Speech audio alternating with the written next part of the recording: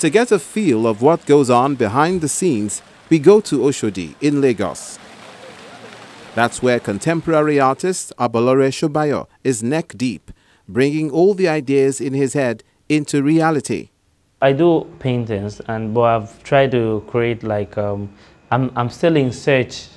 I'm still in search of me within me. I'm still always trying to do the quest of having a competition like I used to have, and my greatest competitor is me.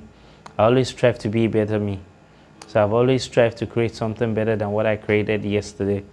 Most of my paintings are now done on Abolore background because I believe the Abolore fabric, it's a natural African thing.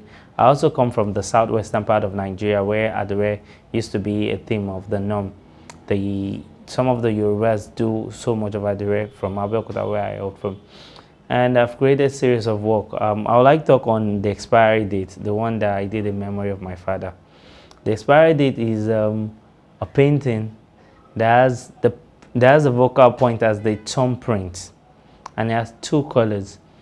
The expiry date for me has my late father's ID cards, and what I x-ray is life and death. The moment we are alive, we spend so much time rushing, queuing, and getting valid ID cards for different purposes, either be bank, to vote, or to travel. And on this identity card, there's always an expiry date there. But the ultimate expiry date is death. The moment we are gone, the ID cards are no more useful.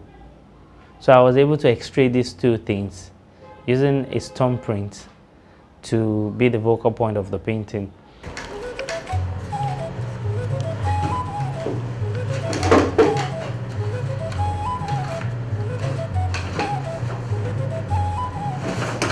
The fine arts graduate from the Yaba College of Technology has many tools of his trade, including a laptop which he goes to constantly. While I was creating this work, it was entirely my idea.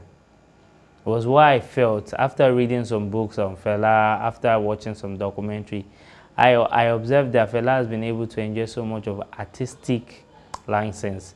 He's been able to create a lot of works from the basic things of life.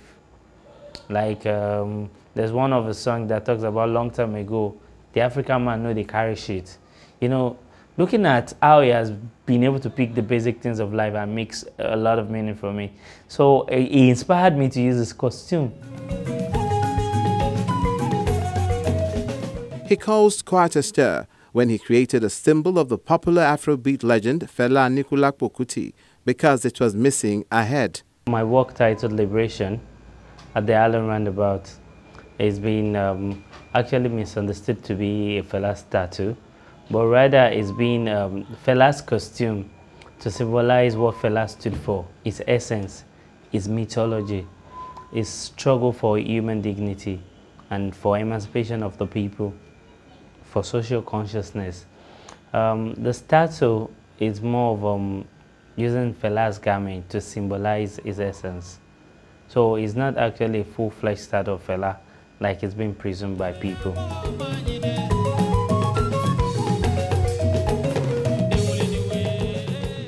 For him, creating that piece was more about researching than sculpting.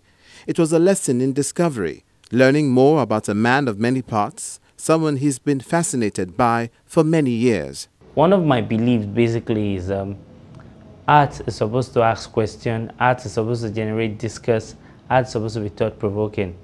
Like Fela actually stood on the fact that music is a weapon, and actually uses music to challenge the norm. For me, too, as a visual artist, I believe in generating discourse, we learn a lot, and which the work has done. It has generated a lot of healthy discussion at different quarters, some high level of intellectual discussion, which personally, reading some of the feats from people, I've also learned.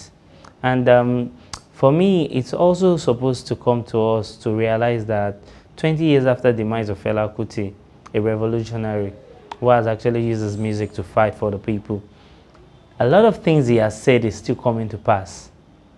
And creating another statue of Fela with the head and the hand would not solve our problem. It will not come back to fight for us. we need to see the fella in us positively. We need to borrow his garment once in a while to bring the positive vibe of fella, the freedom fighter part, for us to emancipate ourselves. I just wanted the work that will make us think beyond ordinary aesthetics. I just want the work that will not just let us say, it's a beautiful artwork. I want a work that will make us think and look deep. I want something that will also let us generate discourse. And this discourse will look at what fella stood for and the likes, and which the work has been able to do.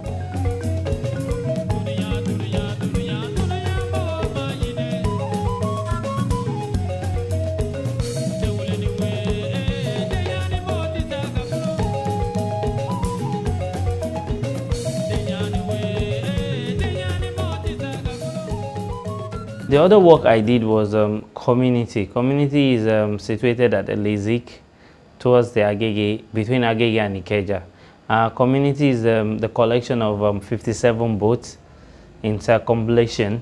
This boat actually represents each local government. I use boats to represent each local government in Lagos State because I believe that the first settlers of Lagos, their major occupations were fishermen. So I decided to use boats with the names of each local government around it and the Lagos State logo coming out in the middle on the top.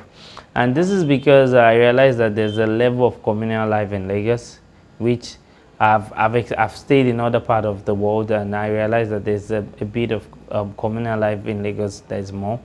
That the people of Lagos, they work, they live and strive together. Lagos is a place where it's boundless of opportunity, and you come in today and tomorrow your story might be a different case. So I was able to create this work at Elezik.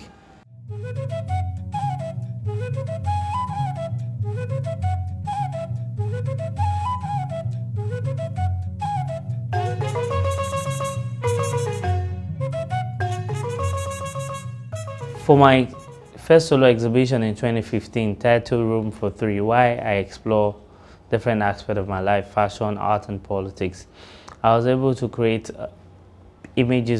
portraits of governors of Lagos State, because at the time of my research, I realized there was no way I could actually find the pictures of all of them. And I did not just now create a portrait of all of them, from the first Mobolaji Johnson to Babatunde Raji Fashola. I also look out for newspapers as at the time while they are in office to create the background. Because apart from the fact that it's an artwork, I also try to make it an archival material where people can actually learn from what I've done. And which is one of the key things I do as an artist. I try to create opportunity for people to learn from whatever I do. Because as an artist, it's not just being a visual artist. And as an artist, we are educators. We educate the society we live in. We are supposed to be social commentators. And that is what I've done. And in my second solo exhibition, tagged Echoes, what I've done, aside the creation of Mask of Fela, the mother and all, after the feedback of the show in TheraCulture, I realized that the show could also be seen by a lot of people, and I decided to make it a traveling exhibition. And that's the kind of conversation he likes to generate in his paintings, as he strives to create works of art that will make the audience think or read.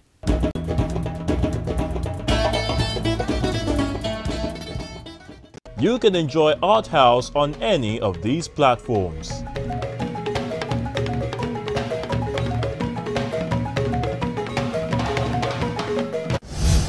Coming up next.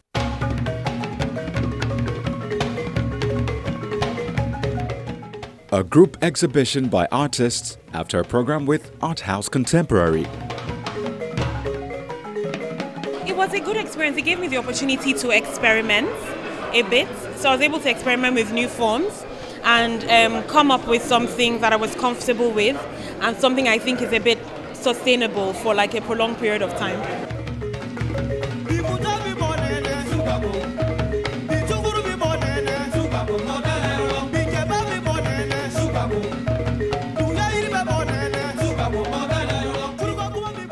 Plus an exhibition which captures the tragic tale of a slave at the National Museum.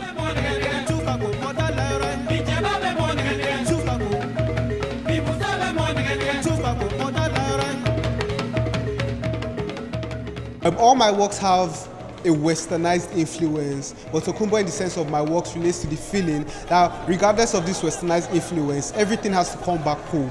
It relates to the feeling of being at home. Details on the next edition of the program.